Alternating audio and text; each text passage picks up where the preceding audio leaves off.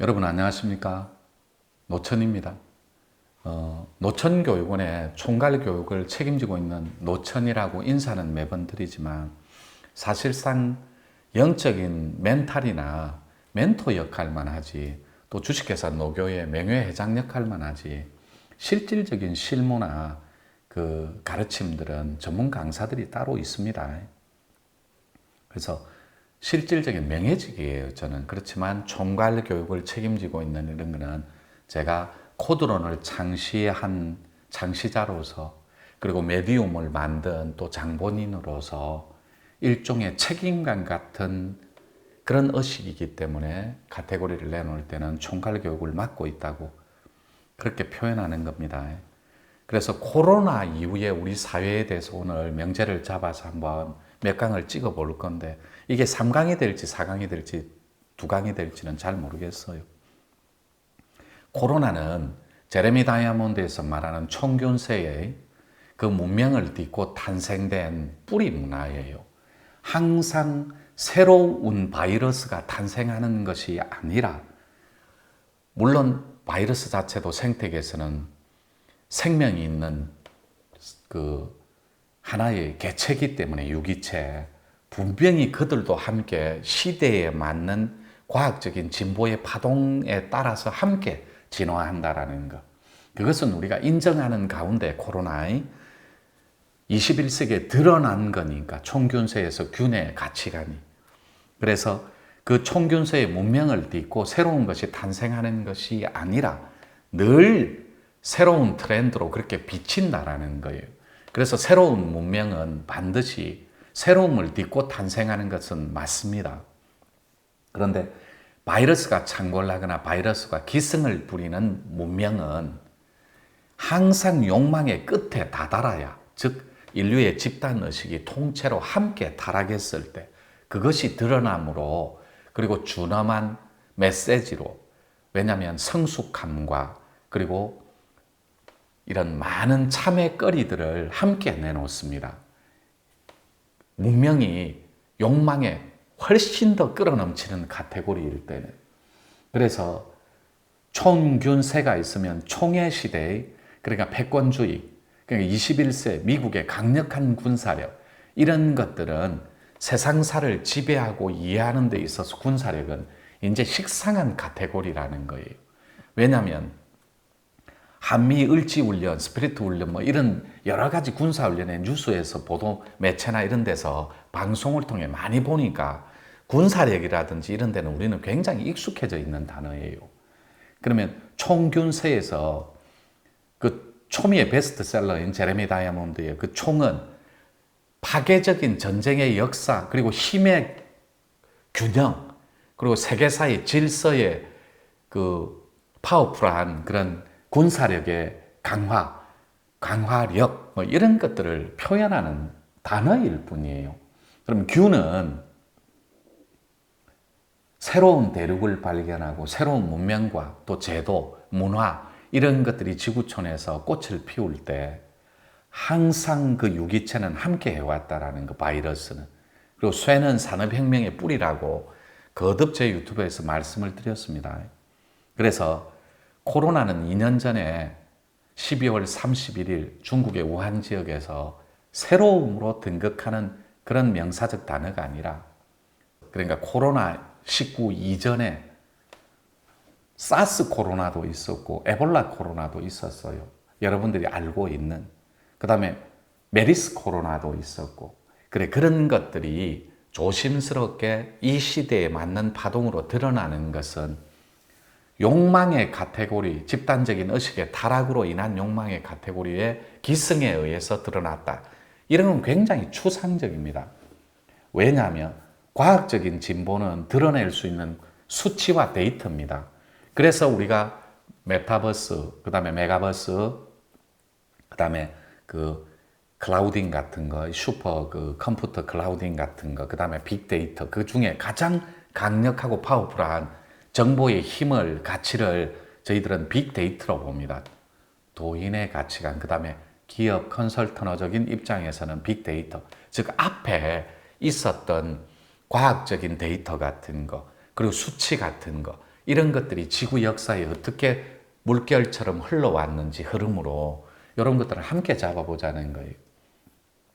그래서 메르스 코로나 또 에볼라 코로나 이후에 등장한 우한 코로나가 전 지구촌을 오죽한 팬데믹, 그러니까 완전 비상사태 중에서 최고의 비상사태 팬데믹을 WHO에서 선포를 해서 약 2년 넘어 지금도 ING 지속형입니다. 그래서 코로나는 우리 지구촌의 우리 문화와 이젠 뗄래야 뗄 수 없는 하나의 트렌드로 함께 문화의 한 축으로 그 다음에 바이러스의 그 다음에 질환의 질병의 한 축으로 우리 의식 속에 이미 자리 잡은 지는 오래입니다. 그 금방 문화의 한 축으로는 정정할게요.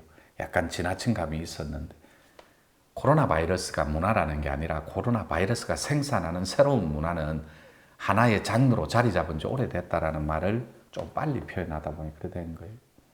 그래서 코로나가 발생한 이후에 우리 사회는 실질적으로 너무나 많은 것들이 달라져 있습니다. 첫째, 눈에 드러나는 변화는 마스크의 착용입니다. 우리가 그 나쁜 짓 하는 사람들이 있죠. 보이스피시. 이런 사람들이 마스크 끼고 막 돈 찾고 할 때 얼마나 그게 혐오스럽고 공포스럽고 그랬습니까? 그리고 좁은 골목길에서 누가 마스크를 쓰고 겨울이 되었던 독감 환자가 뒤에서 쫓아온다면 얼마나 이것이 얼굴을 가린 게 공포스럽고 그랬습니까? 그리고 호텔 그 라운지 같은 데나 커피숍 같은 데 혹은 유명한 레스토랑 같은 데 들어갈 때 마스크를 쓰고 들어가면 모든 사람들이 쳐다봐야 될 만큼 특이한 그런 문화가 마스크를 착용하는 거였는데 지금은 이제는 생활화가 돼버리고 일상화가 돼버렸다는 가장 큰 변화는 마스크의 착용입니다. 그리고 거기에 우리는 코로나라는 단어가 우리 세포 깊숙이 그리고 우리 인식관과 의식 안에 너무나 깊게 자리를 잡은 나머지 코로나가 우리 삶이 돼버렸다라는 거, 그 단어는. 그래서 너무나 많은 것들이 달라지고 있는 가운데 그것은 앞으로도 계속해서 당분간 지속될 거라는 거. 그러면 그것을 거대한 변화라고 봤을 때 그 변화된 구조 속에서 우리가 새로운 것이 아니라면 이제는 2년이 지났으니까 새로운 것이 아니죠. 완전히 생활 밀착형으로 또 생활화되어 있는 문화의 한 축으로 코로나가 함께 하니까 새로운 것은 아니라는 거죠. 그래서 그 2년의 코로나를 딛고 완전하게 자유롭게 그리고 공존을 하는 평화가 공존되는 가운데 지켜져야 될, 즉 살아남아야 될 새로움은 무엇이 있는지 함께 살펴봐야 된다는 것. 그래서 일단 교육의 가치관이 일체가 다 바뀌어 버렸습니다. 그건 해외, 유럽 전체가 다 그럴 거예요. 전 세계가. 왜냐하면 2020년도 12월 31일 날 발발을 했으니까 우한에서 그러면 여러분들이 생각을 한번 해보십시오. 2000년도 1월 2000 학번들은 그러니까 2020년 학번들은 지금 2년이 흘렀으니까 코로나 학교에 가서 미팅은커녕 학부생들을 만난 적도 없습니다. 자기 동기들을. 그리고 입학생들을 본 적도 없고 그것이 지금까지도 지속돼서 미디어로 공부를 하고 학습을 받고 있으며 교수들도 그 트렌드에 이제 발 빠르게 맞춰 가야 된다라는 것. 그거는 산업사 이후에 등장하는 코로나 이후에도 미디어의 대변혁은 예고됐던 거였거든. 그래서 가장 큰 변화가 교육의 가치라는 거예요. 학교를 가지 않고 선생님들도 강단에 서지 않아도 미디어로 집에서 공부를 할 수 있는 시대가 도래해 버렸다라는 것. 그래서 교육과 함께 새로움으로 연결되는 미디어의 초연결 시대. 이런 플랫폼을 여러분들은 기성세대나 기존의 나이 드신 어르신들은 받아들일 수 없는 급격한 변화라는 것. 모든 문화적인 트렌드까지 일체가 다 바뀌어 버렸어요. 그 바뀐 일체의 새로움, 그 가치를 우리는 새로운 플랫폼이라고 합니다. 코로나가 우리에게 선물해 준, 그러나 그 사이에는 문맥과 학벌들, 문맥, 학벌 이런 것들이 통째로 파괴가 되어 버렸으며 지형과 혈연들의 문화도 통째로 파괴가 되어 버렸다라는 거예요.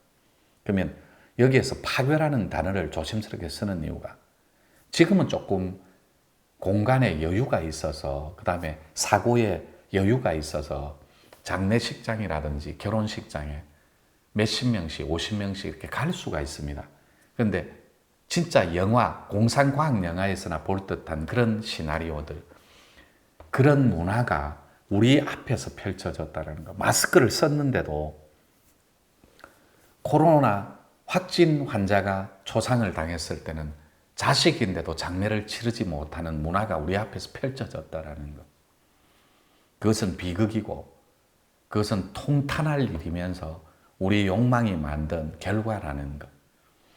더 이상은 혈연이니 지연이니 문맥이니 학벌이니 하는 그런 수직적인 구조와 그런 계급적인 그런 단어들은 존재할 수가 없다라는 것. 수평이고 화평한 것 위에는 코로나가 바꾸는 것이 없어요. 바꾸는 끝에는 항상 수평적 구조 그리고 화평한 전체적인 카테고리라는 것. 이제 더 이상은 이 지구촌에서 평범함을 넘어선 초월적인 뇌를 요구하고 있다는 것. 그 초월적인 뇌는 이 노천이 만들고자 하는 사회적인 뇌의 구축의 한 일환입니다. 그래서 나라가 잘 사는 나라일수록 선진국화된 나라일수록 국가적인 아젠다도 투명하고 투철하지만 이 뇌의식의 고급스러운 구조는 기능적인 면이든 생산적인 면이든 수평적인 구조에 의해서 모두가 다 우월한 뇌의 인자를 갖고 있다는 것.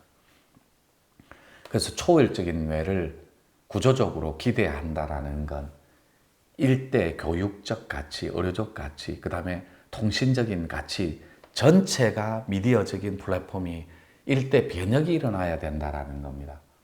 그래서 1부는 여기까지 하고 1분 쉬었다가 또 2부 코로나 시대의 변화에 대해서 조심스럽게 논해 보도록 하겠습니다. 1부는 여기까지 할게요.